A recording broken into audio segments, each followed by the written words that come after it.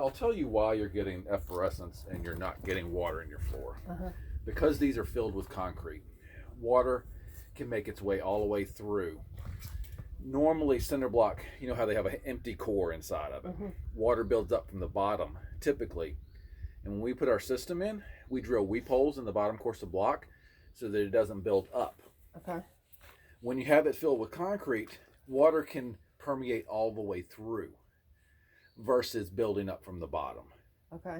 And so when the water evaporates through on the other side, it leaves that mineral there.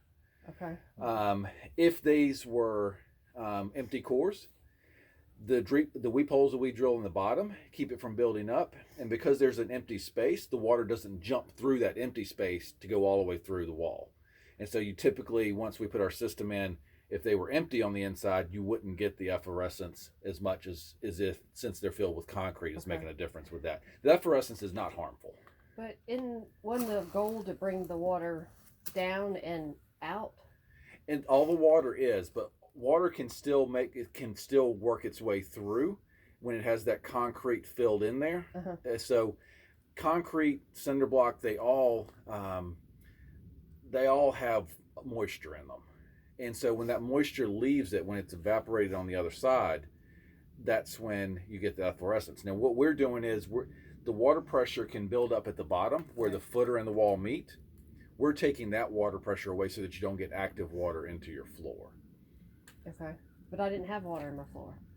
Well, prior to you living here, they did. And so that's why the system was put in. How do you know that?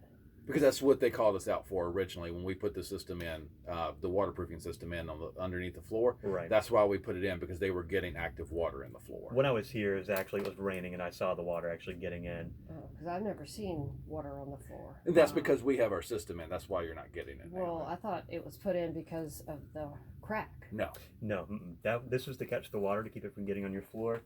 The straps on the side were because that wall itself was having issues, and so we put those on to stabilize it.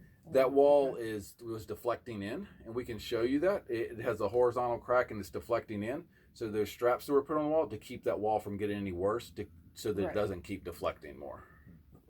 Okay. I've never seen any water on the floor, though, and the home inspector didn't say anything about that.